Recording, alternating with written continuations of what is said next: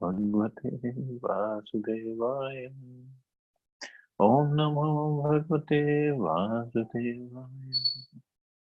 Narayana Namaskritya Naram Chaiva Narottamam Devim Saraswatim Vyasam Tato Jayamudiri Nashtaprayeshu Bhadreshu Nityam Bhagavate Sevaya Bhagavati Uttam Shloke Bhaktir Bhavati Naitiki.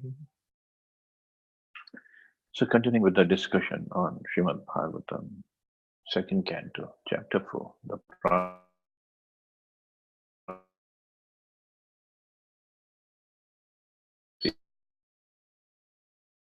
creation. Text number 19.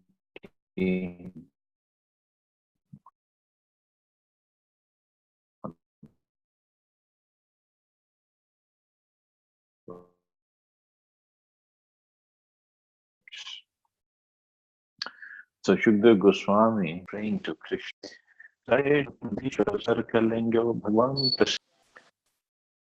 Sukadeva Goswami is saying, so he is the super soul and the supreme lord of all self-realized souls. He is a personification of the Vedas, religious scriptures and austerities.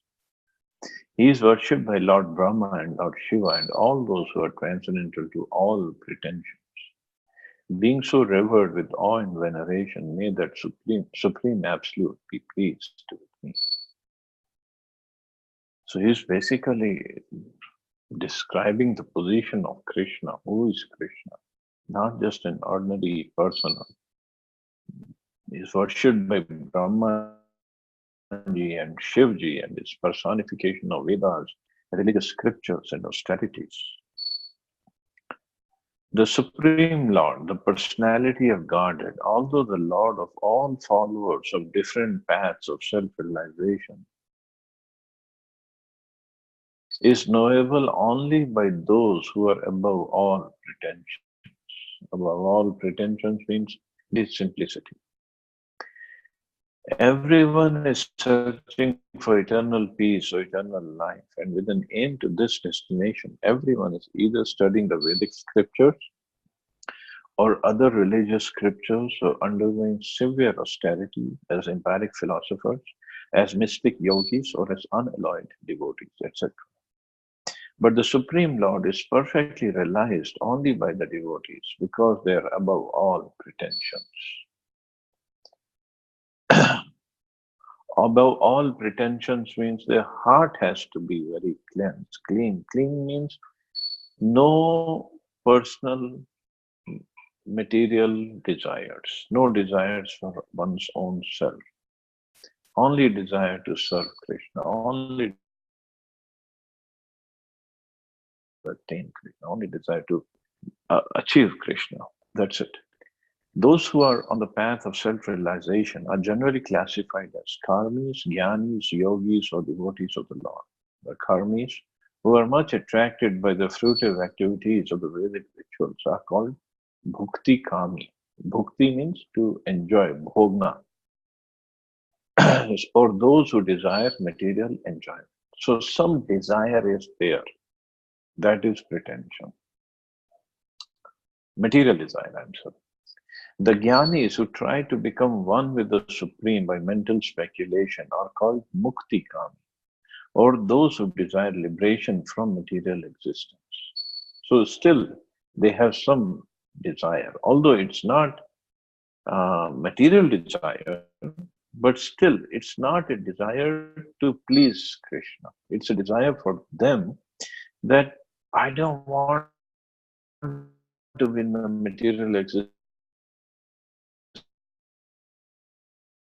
Is too troublesome. Because different attainment of 8 kinds of material perfection, and who ultimately meet the super soul, Paramatma, in trance, are called Siddhikam, or those who desire the perfection of becoming finer than the finest, means the 8 Ashta Siddhis, what is called. So they are Siddhikamis, and which are becoming finer than the finer, which is Anima Siddhi, becoming heavier than the heaviest, Laghima Siddhi, getting everything desired, Prakamya Siddhi, having control over everyone, I think it's Vashita Siddhi, creating everything light.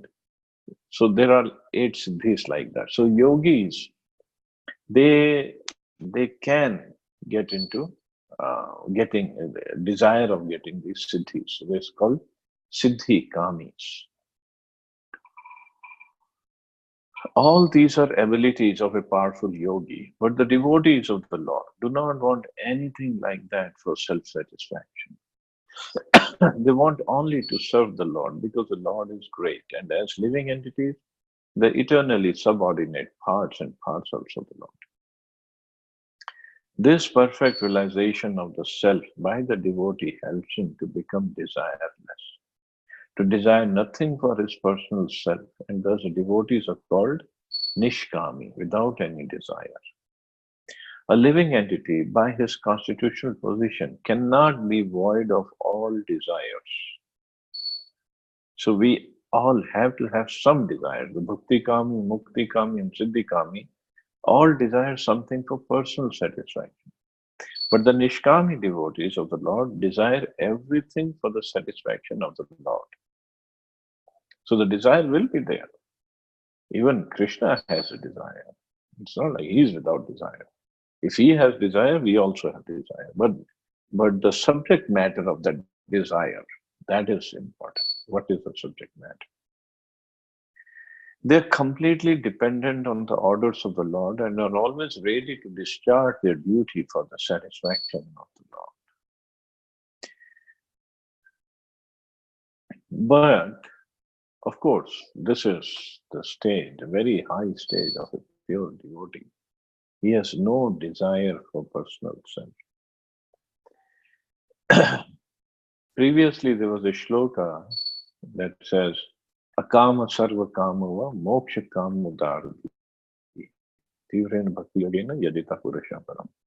Means if a person is akam, means no material desires.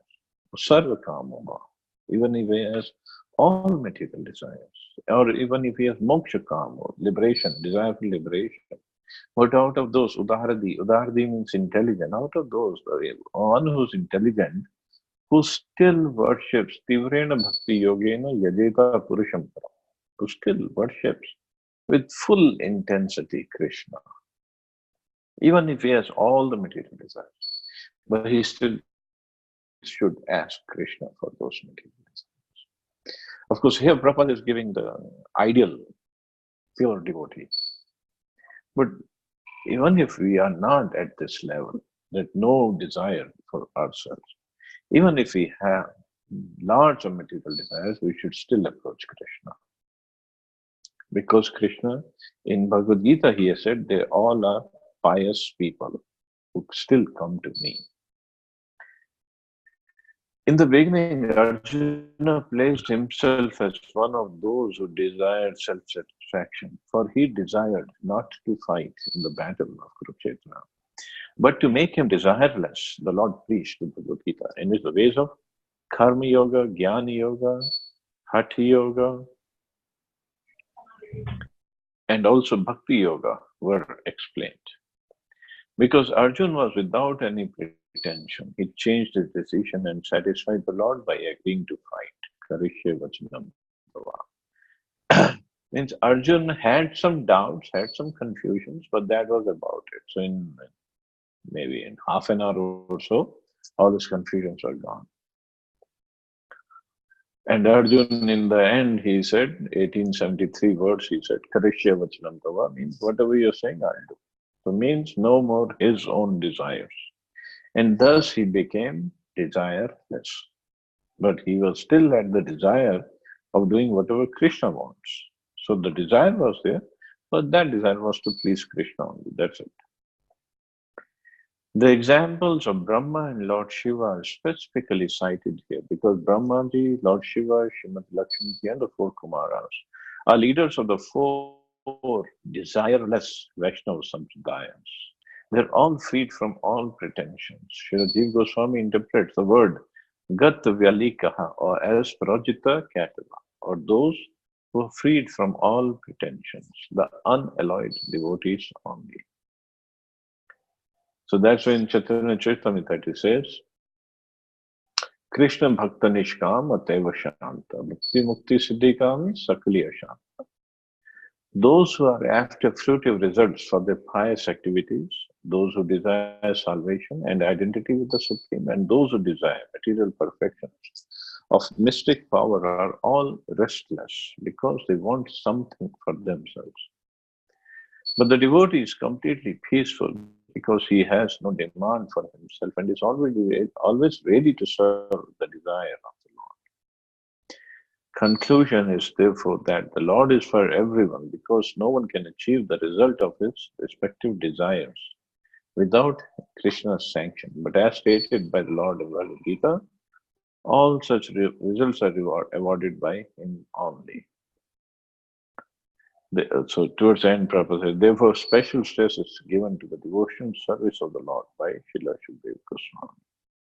So Sukadeva Goswami, he spoke about the desire, and Prabhupada gave wonderful commentary on different kinds of transcendentalists and what are their desires. And out of all of them, devotees are the best because they have no desire for themselves. And this is what pleases Krishna.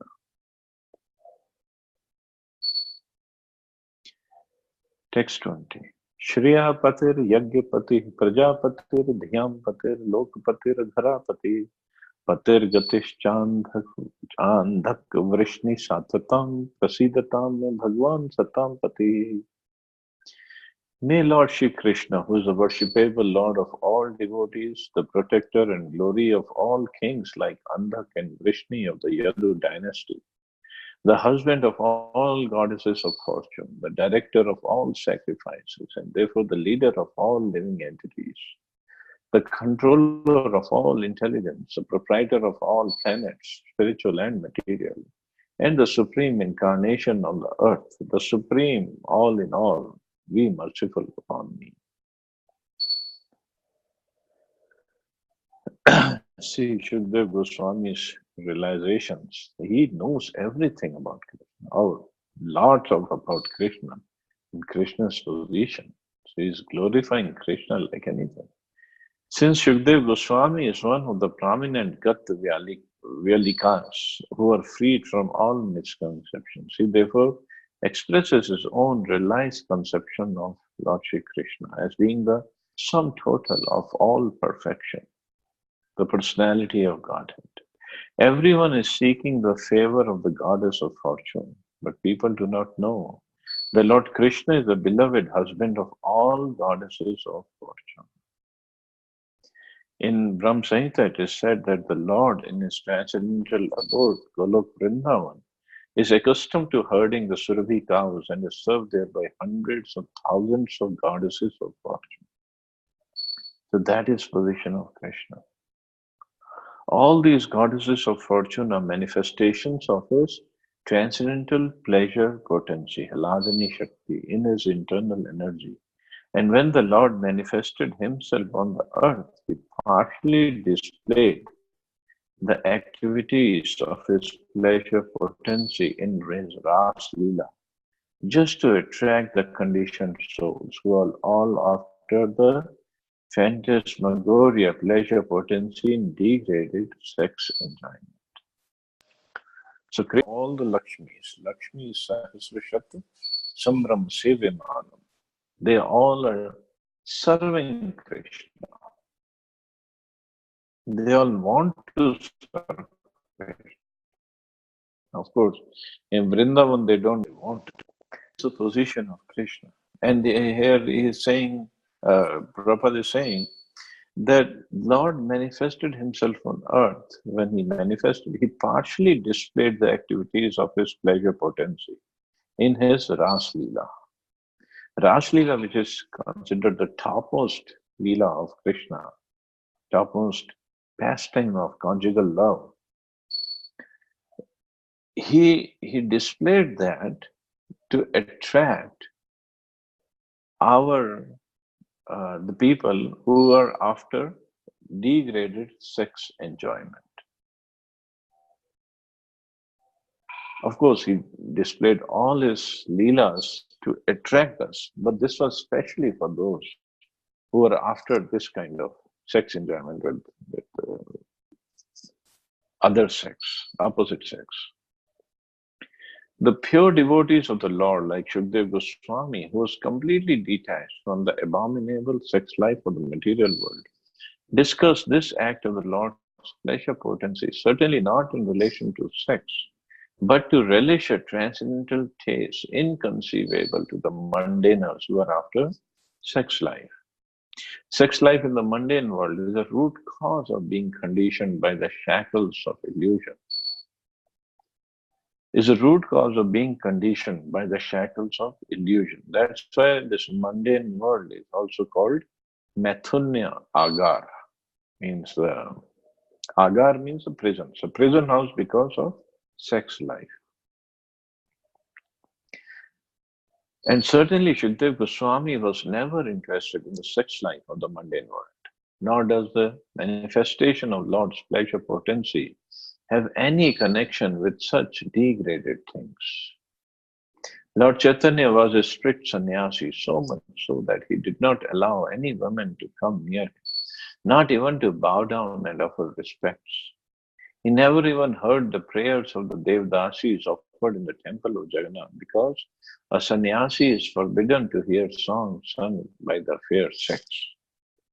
Yet, even in the rigid position of a sannyasi, he recommended the mode of worship preferred by the gopis of Vrindavan as the topmost loving service possible to be rendered to the Lord. And Srimati Radharani is the principal head of all such goddesses of fortune, and therefore she is the pleasure counterpart of the Lord and is not different from Krishna. So this is what Sukadeva Goswami is explaining, that he is the Lord of, Krishna is the Lord of all goddesses of fortune. And how all goddesses of fortune, especially basically all goddesses of fortune are expansions of Srimati Radharani, who's a pleasure potent, and she is a pleasure counterpart of the Lord and is non-different from. And all these gopis, all their attraction towards Krishna, they were worshipped by even Chaitanya Mahaprabhu and Sukadeva Goswami, who were basically renounced from the very beginning. Because the love of gopis, love of Srimati Radharani towards Krishna, didn't have even a tinge of material contaminated sex desire. It was completely spiritual. In the Vedic rituals, there are recommendations for performing different types of sacrifices in order to achieve the greatest benefit in life. Such benedictions as a result of performing great sacrifices are, after all, favors given by the goddess of fortune. And the Lord, being the husband or lover of the goddess of fortune, is factually the Lord of all sacrifices also. So he is a final enjoyer of all kinds of yajna. Therefore, Yagyapati is another name of Lord Vishnu. It's recommended in Bhagavad Gita that everything is to be done for Yagyapati, for otherwise one's acts will be the cause of conditioning by the laws of material nature. So different names that Sukadeva Goswami gave to Krishna, Prabhupada is explaining them. Yagyapati, Shriyapati, that is the position of Krishna. So he is a husband, controller, master, enjoyer of everything that we do, yagya or charity or goddess of fortune, everything is actually for Krishna's pleasure. So again, very long purport. So towards the end, all these qualifications as the different types of pati mentioned in this verse are meant for Lord Shri Krishna. And Sukadeva Goswami has therefore especially mentioned the pati and gati of the Yadu dynasty. The members of the Yadu dynasty knew that Lord Shri Krishna is everything, and all of them intended to return to Lord Krishna after he had finished his transcendental pastimes on the earth.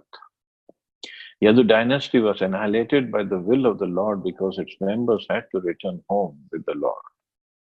The annihilation of the Yadu dynasty was a material show created by the Supreme Lord. Otherwise, the Lord and the members of Yadu dynasty are all eternal associates.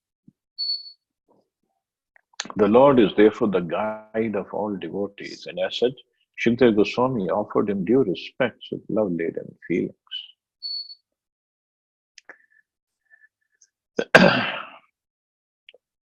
But look at all these verses that Sukadeva Goswami is speaking. And later on, we'll see so many beautiful verses spoken by so many different devotees of the Lord in glorification of Krishna. But can we imagine if at all we have to glorify Krishna, what we would say? If somebody asks us, how do you glorify Krishna? Who's Krishna? I think we will, even if we remember to say Hare Krishna, that is good enough. Just look at Krishna is glorified beautifully by his devotees. That's why Srimad Bhagavatam is also told as it's a prayer book. Where all the devotees are basically praying to Krishna, glorifying him, and then praying to him. And beautiful. Look at all the words that are used for Krishna's glorification. Text 21. Yadangriya samadhi bhotya dhyanu pashyanti hi tattvam atmanaha vadanti chaitat kavya yatharucham samay mukundo bhagwan prasidatam. Is the personality of Godhead, Shri Krishna, who gives liberation by thinking of his lotus feet at every second, following in the footsteps of authorities. The devotee in trance can see the absolute truth. The learned mental speculators, however, think of him according to their whims. May the Lord be pleased with me. So the idea of prayer is first one should glorify the person and then accept his own fallen situation and then ask for the benediction. So not just right away ask for the benediction. One should be ready to glorify that person first. The mystic yogis, after a strenuous effort to control the senses, may be situated in a trance of yoga, just to have a vision of the supersoul within everyone. But the pure devotees, simply by remembering the Lord's lotus feet at every second, at once becomes established in real trance, because by such realization, his mind and intelligence are completely cleansed of the diseases of material enjoyment. So devotees, this position of devotees is very safe and very powerful at the same time, because all they do is just think of serving the Lord's lotus feet at every second. And that's it. And by such realization, mind and intelligence are completely cleansed. Pure devotee thinks himself fallen into the ocean of birth and death, and incessantly always prays to the Lord to lift him up. He only aspires to become a speck of transcendental dust at the lotus feet of the Lord. That's when Mukundmala Stotra, it is said, my Lord Krishna, I pray that the swan of my mind may immediately sink down to the stems of the lotus feet of your Lordship and be locked in the network. Otherwise, at the time of my final breath, when my throat is choked up with cough, how will it be possible to think of you? Of course, Prabhupada just gave the translation here of this verse. It's a beautiful verse. It is prayed that the swan of my mind, the King Kulashekar here, he's saying, he's comparing the mind to be like a swan. What does a swan do? A swan, when he's swimming around among the lotus, there's so many lotus flowers in the lake, and he swims around and he gets stuck because all the lotus flowers, the stems are like entangled. So he gets stuck. And many times he cannot get out of that of those the stems which are inside water, underwater. He cannot see that. So King Kulashekar is praying that may my your lotus feet. Then he is comparing the devotees that are at Krishna's lotus feet as the stems of the lotus feet, and they're locked in the network. There's so many devotees. And he is saying, Kulashekar is saying, so his mind should get locked in service of the devotees of the lotus feet so that he never leaves them. He just gets stuck in the lock, and that's it. So what he's saying, that my mind at the time of death, when the throat is choked up with cough, it's very difficult to entangle the mind at the lotus feet of the Lord. So he's praying to Krishna, please let my mind be stuck at the stem of the lotus, your lotus feet, where it should be just stuck. It should not get out of there. Please give me that benediction.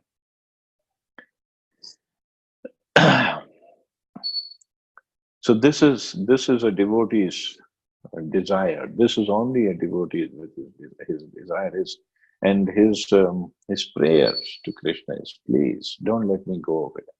And and in other words, he is saying that even I'm not capable of myself thinking of you or locking my mind at your lotus feet. You please do that.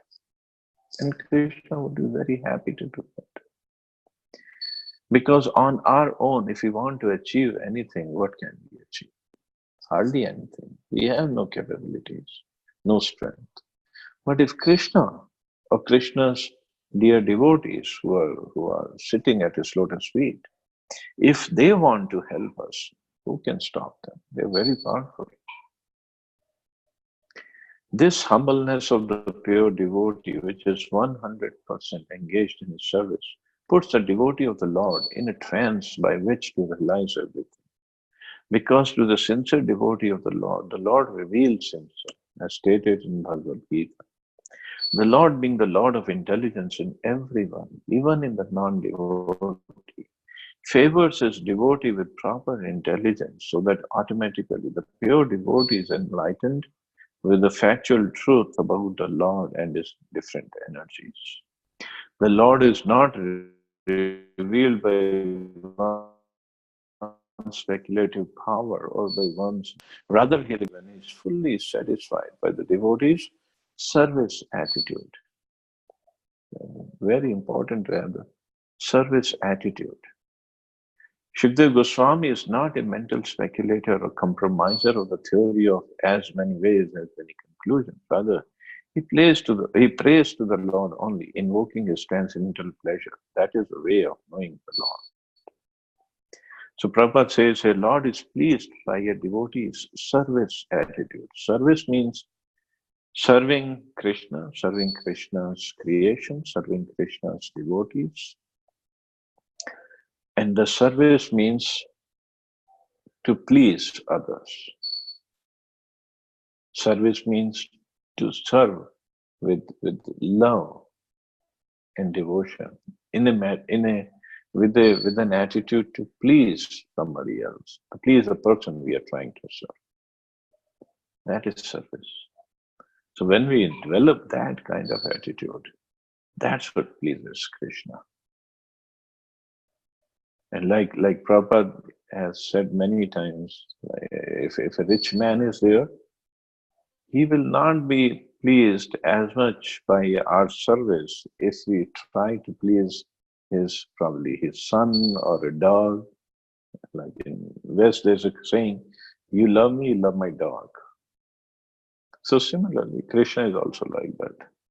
Krishna says, you love me, but show me by you loving my dog. Dog means his servants or his devotees. So that is a way to please Krishna. That is a way to satisfy Krishna.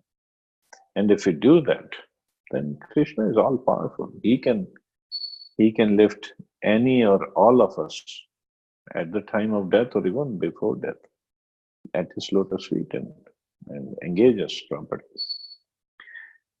So I'll stop here. See anybody has any questions or comments?